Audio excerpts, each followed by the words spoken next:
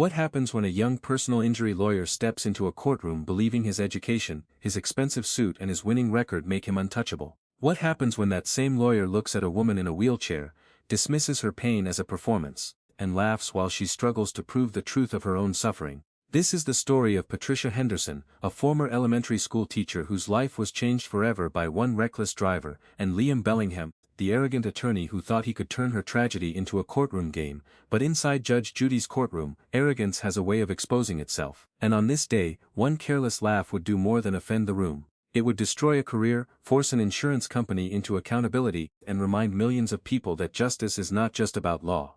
Justice is about dignity. Before the hearing began, Liam Bellingham walked into the courtroom with the confidence of a man who had never truly been challenged. He was 28 years old, sharply dressed, and already convinced that he belonged among the most powerful legal minds in New York. He carried himself like the courtroom was beneath him, like the people inside it were only obstacles between him and his next victory. He had a designer suit, a luxury watch, and a briefcase that looked more like a status symbol than a tool of the profession. To him, this case was not about a woman whose life had been shattered. It was about negotiation, leverage and reputation. He believed he could walk in, attack Patricia's credibility, protect the insurance company, and leave without consequence. But he had no idea that the next 30 minutes would become the most humiliating and defining moment of his life. Across the courtroom sat Patricia Henderson, 52 years old, seated carefully in her wheelchair. Her hands rested on the armrests. Her posture was composed, but her face carried the quiet exhaustion of someone who had been forced to defend her pain again and again. Patricia had spent 27 years teaching second grade in Brooklyn. She was not wealthy, she was not famous, she was not a person who wanted attention. She was a teacher, a mother, and a woman who had built her life around service. Her students loved her, parents trusted her, other teachers respected her. On weekends she helped struggling children learn to read. During the week, she gave everything she had to her classroom. Then, in a matter of seconds, her life was torn apart. 8 months earlier, Patricia had been driving home after parent-teacher conferences. It was evening in Brooklyn. She stopped at a red light on Flatbush Avenue, likely thinking about the children she had just spoken for, the lessons she had planned, and the ordinary responsibilities waiting for her at home. At that same moment, Jonathan Hayes, a 34-year-old insurance executive, was speeding through the city while texting. He ran the red light at nearly 50 miles per hour and slammed directly into Patricia's driver's side door. The impact was violent. Her car spun twice before crashing into a streetlight. Metal folded, glass shattered. The world disappeared. Patricia woke up 3 days later in Kings County Hospital. She could hear the machines around her. She could feel the confusion, the fear, and the heavy silence in the room. But she could not feel her legs. Doctors later explained that the crash had caused severe spinal cord damage. The paralysis was permanent. From the waist down, her body would never respond the way it once had. In 3 seconds she lost the ability to walk. She lost her classroom. She lost the independence she had worked her whole life to build. And then the bills began: emergency surgery, intensive care, rehabilitation, physical therapy, medical equipment, a wheelchair, continued treatment. The total had already climbed beyond $340,000, and that was only the beginning. There was no real dispute about what caused the crash. Jonathan Hayes admitted fault at the scene. The police report stated clearly that he had been texting while driving. Traffic camera footage showed him running the red light. Patricia had been stopped legally. Hayes had struck her vehicle at high speed. Liability was obvious, but when insurance companies enter a case, obvious facts can suddenly become obstacles to be challenged. Consolidated National Insurance paid some of Patricia's immediate emergency expenses, then began questioning everything else. They described her ongoing claims as questionable, exaggerated and difficult to verify. They offered her $500 to settle and disappear, $500 for a destroyed career, $500 for permanent paralysis, $500 for the loss of a life she could never fully return to. Patricia refused. That refusal brought Liam Bellingham into the case. Liam worked for Whitman and Associates, a powerful corporate defense firm known for aggressive litigation. He had graduated near the top of his class from Columbia Law School. He had won nearly every major case he had handled in his short career. His specialty was personal injury defense, and his job was simple: protect insurance companies from paying victims more than absolutely necessary. He was smart, he was polished, he was ruthless, but he had confused ruthlessness with strength. When Liam first met Patricia during pre-trial mediation, he treated her with open contempt. He looked at her wheelchair not as evidence of injury but as a prop. He accused her of exaggerating her condition. When she tried to explain what the doctors had said, he interrupted her and dismissed her words as emotional manipulation. Patricia's son, shocked by the cruelty of the exchange, began recording on his phone. The video captured Liam telling Patricia that he would see her in court, and that by the time he was finished with her, she would regret not taking the $500. That video spread quickly. Within days, millions had watched it. Disability rights advocates condemned him. Local news outlets covered the story. Protesters gathered outside the firm. What had begun as a quiet insurance dispute had become a public relations disaster. Consolidated National Insurance decided the matter needed a public answer. They agreed to bring the case into Judge Judy's courtroom, calling it accountability. In reality, it was damage control. Liam Bellingham arrived as if the whole proceeding were beneath him. He checked his watch. He glanced at his phone. He barely acknowledged the seriousness of the room. When Judge Judy entered and everyone stood, Liam remained seated for a moment, still looking down at his screen. Judge Judy noticed immediately, her eyes fixed on him.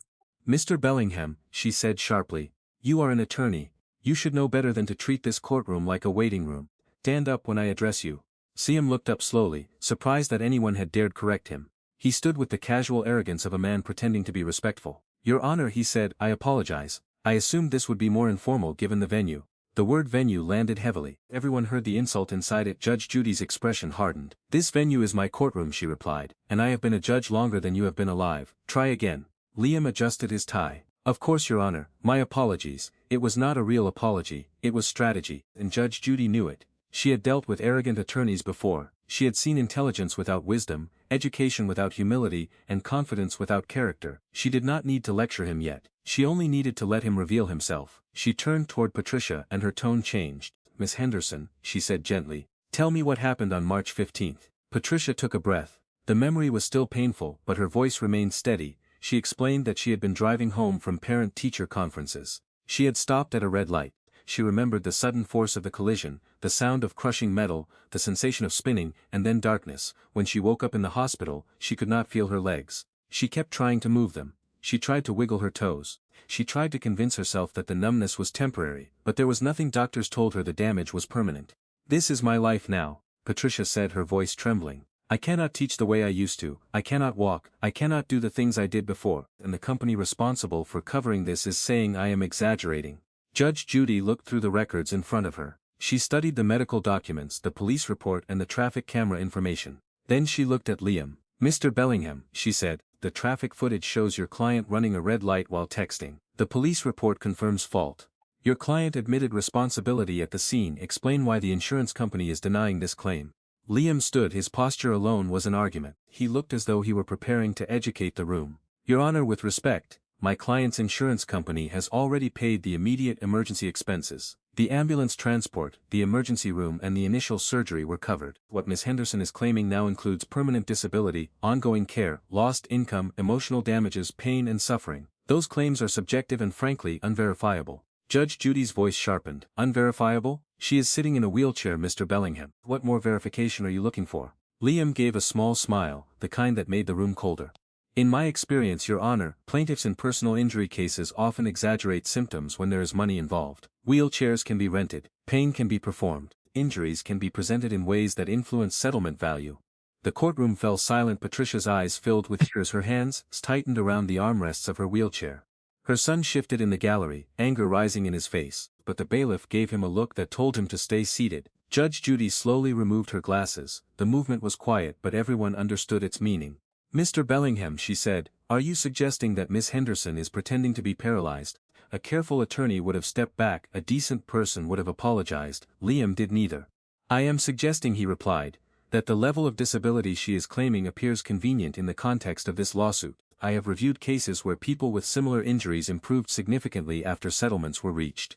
The human body is resilient, and financial incentive can sometimes influence how symptoms are presented." Judge Judy leaned forward, her voice became quiet.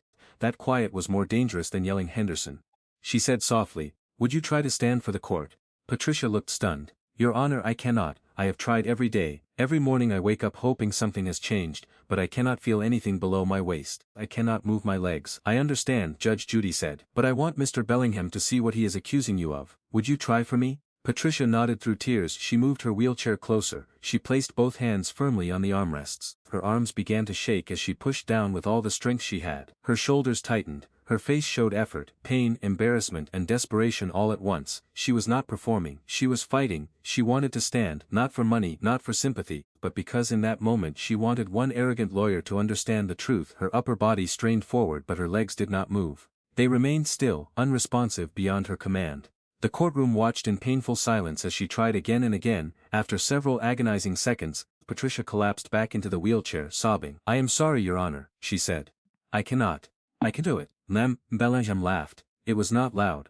It was not long. It was a short dismissive sound followed by a shake of the head and a look of contempt. "Oh, come on," he muttered. That was quite a performance. The room exploded. People in the gallery stood up. Patricia's son shouted in disbelief. Others cried out in anger. The bailiff moved quickly to restore order. Even the insurance executive sitting behind Liam looked horrified, as if he understood instantly that this was no longer merely a legal problem. This was a disaster. Judge Judy stood. She almost never did that. Her face was red with fury, her eyes were locked on Liam, and when she spoke, every word carried the force of a gavel. "Clear this courtroom, everyone out except the parties, counsel, my staff and the representative from the insurance company, now." The bailiff moved immediately. The gallery emptied in stunned silence. People looked back at Liam with disgust as they left. Within minutes the courtroom was nearly empty.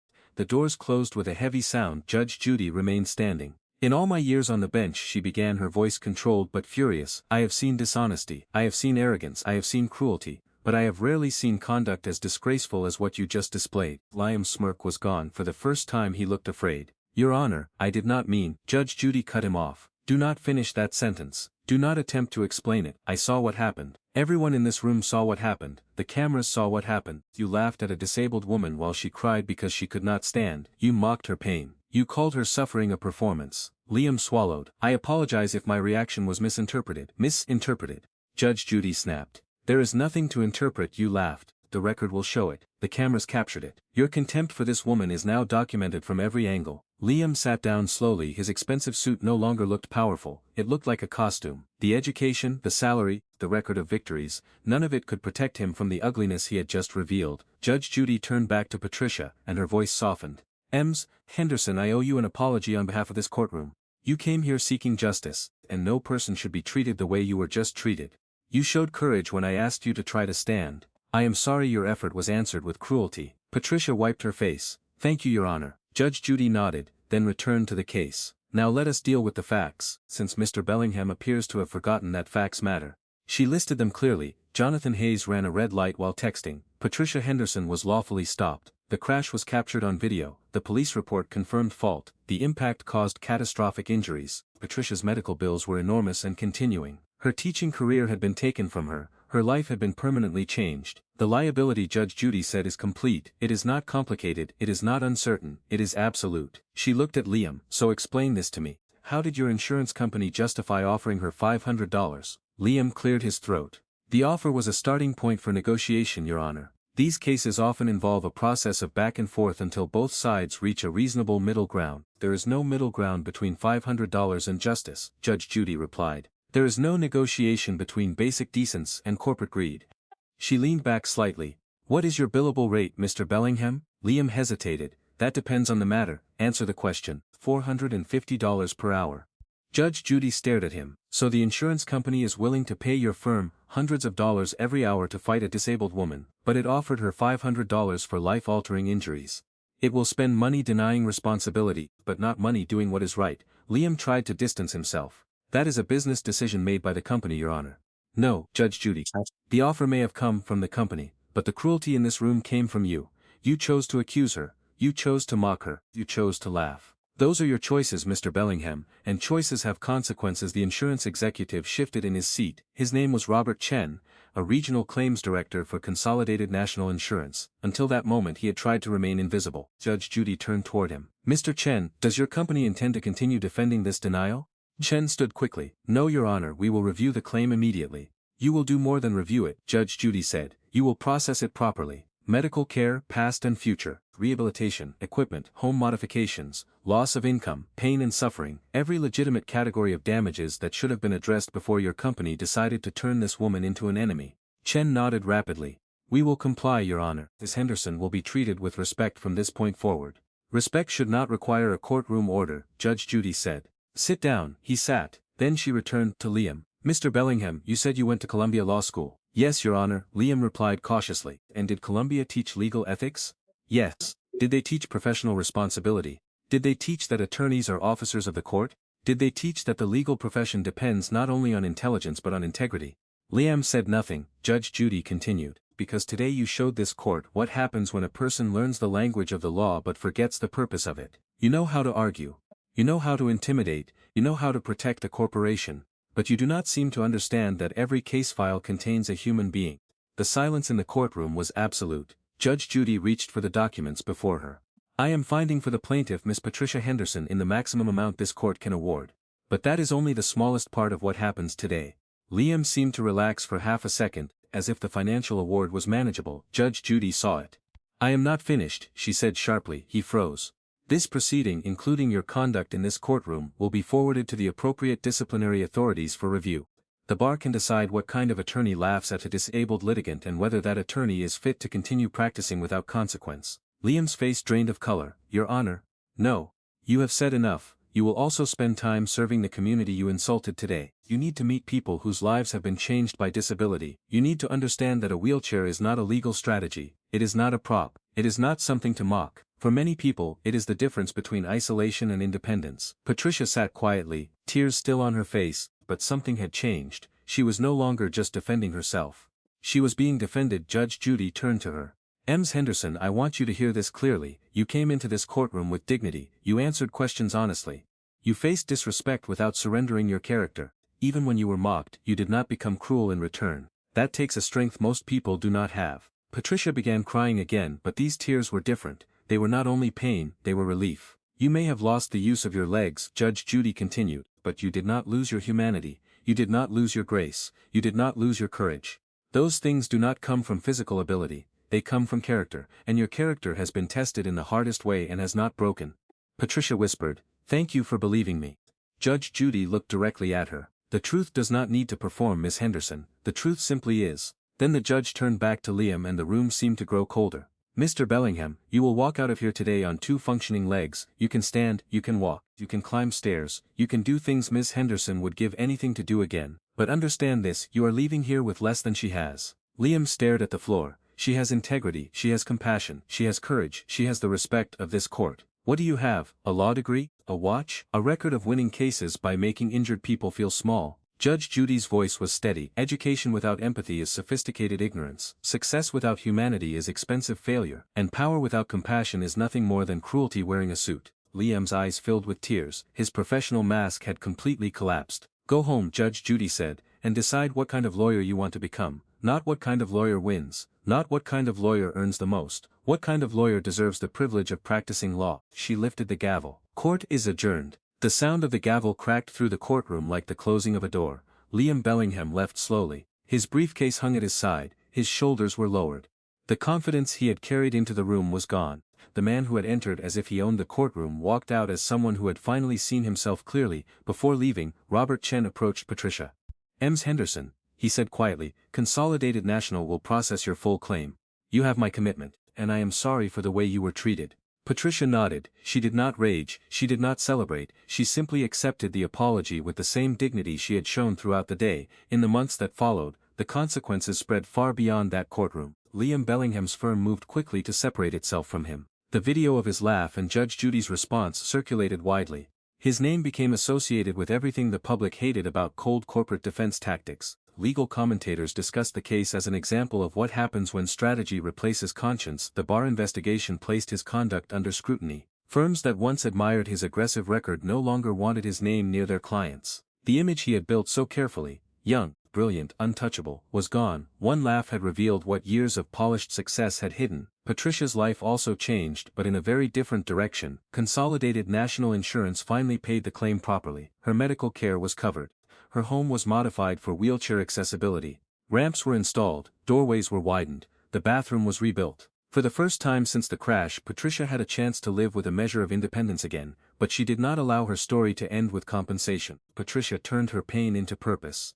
She began working with disabled educators who wanted to continue teaching after injuries or illness. She helped create support systems for teachers who could no longer stand in traditional classrooms but still had knowledge, experience, and love for their students. Through online learning, adaptive technology, and community support, Patricia found a way back to the work that had always defined her. She could not return to her old classroom exactly as it had been, but she could still teach, and in some ways her reach became even wider. She began helping homebound students, children recovering from illness, and families who needed a teacher who understood what it meant to have life changed by circumstance. Prince called her a blessing. Students trusted her. Other educators saw her as proof that disability does not erase purpose. The courtroom footage became more than a viral moment. It became a lesson. Law students studied it as a warning about arrogance. Attorneys discussed it in ethics seminars. Disability rights advocates used it to show why dignity matters in legal proceedings. Ordinary viewers watched it because it showed something people are hungry to believe in, that cruelty can still be confronted, that power can still be challenged, and that a person who has been dismissed can still be heard. What made the moment powerful was not only Judge Judy's anger, it was the contrast between two kinds of strength. Liam had the appearance of strength. He had money, education, confidence and status. But when tested, all of it collapsed into cruelty. Patricia had the kind of strength that does not announce itself. She had patience, honesty, grace and courage. She faced humiliation and did not lose herself. She faced doubt and kept telling the truth. She faced mockery and still chose dignity. That is what the courtroom saw, that is what the world remembered, and that is why this case mattered.